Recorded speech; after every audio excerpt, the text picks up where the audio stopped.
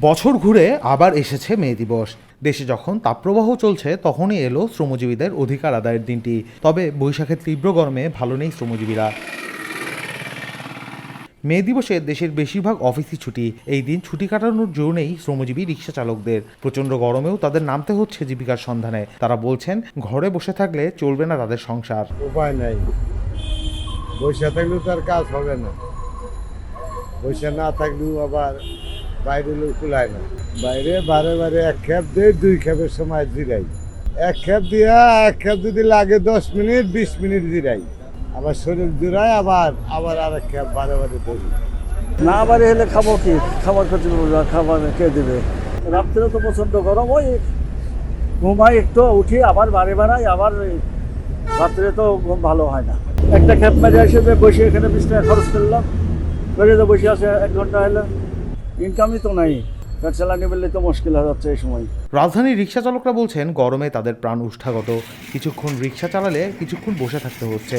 গরম থেকে বাঁচতে কেউ কেউ গায়ে জড়াচ্ছেন ভেজা কাপড়। গরমে সাধারণ মানুষ রাস্তায়ও বের হচ্ছেন না, ফলে দিন শেষে কাঙ্ক্ষিত ভাড়াও মিলছে না তাদের। মাথায় পানি দিলাম, গামছা ভিজে রাখছি, এগুলো সালাইন দিছে, খাইলাম, বয়ে থাকা মানে সময় এদিকে চলে যেতেছে।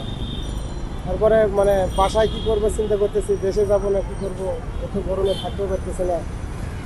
সবজির দাম বেশি, সব জিনিসের দাম বাড়তি, আমরা চলতে পারতেছি না, গরিব মানুষ, আমাদের খুবই সমস্যা।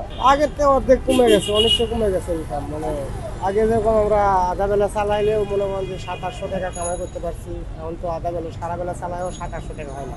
রিক্সায় উঠতে চাই কিন্তু ওদের ভাড়া কম বলে, 100 টাকার ভাড়া বলে যে 70 টাকা, লোকজন নাই, ফাঁকা রাস্তা বলতেছে না যে গরমে 10 টাকা বেশি দেবো, আপনি যান। আমরা সিঙ্গেলে ট্রিপ মারতেছি 20 টাকা 30 টাকা, কাছে গেলে বেশি দূরে রাখতে পারতেছি।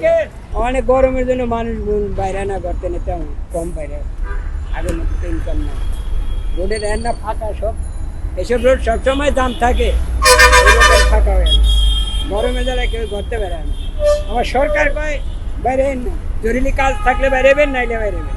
কিন্তু 1000 টাকা যদি আপনি কাম করতে পারতেন তাও কোনো রকম চলা দিত। অন্তত 600-500 এটা কিচ্ছু পাওয়া যায় না। বাজারে গেলে কিচ্ছু পাওয়া যায় না, সব জিনিসের দাম বাড়ছে। কী করুন, 1 কেজি চাল কিনে লাগে 70-80 টাকা, এর তরু তরকারি 80-90-160। এমন পরিস্থিতিতে লম্বা পথও অতিক্রম করতে পারছেন না রিক্সা চালকরা, ফলে অর্থনৈতিকভাবে তারা ক্ষতিগ্রস্ত হচ্ছেন। দূরের টিপ নিতে পারি না, নিলেই শরীরের অবস্থা একবারে খুব খারাপ হয়ে যায়। ঠিক আছে, এই জন্য কাছাকাছি একটু টিপ মারা লাগে, কাছাকাছি টিপ মারি। এই সারাদিন গাড়ি চালালে আর কি 800 টাকা 900 টাকা মারতে পারি। জমা গাড়ি জমা নিজের খাওয়া বাদ দিয়ে আর কি 500 টাকা থাকে।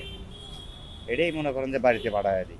গরমের কারণে রিক্সা চালকদের অনেকে রাতেও ঘুমাতে পারছেন না। দিনে অক্লান্ত পরিশ্রমের পর নির্ঘুম রাত ক্ষতিগ্রস্ত করছে তাদের শরীরকেও।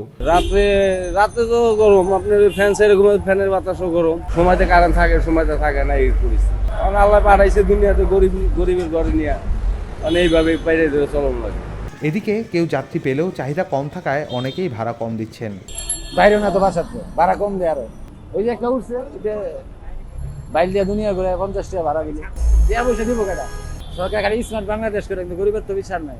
রুমান্তুর্য, খবর সংযোগ।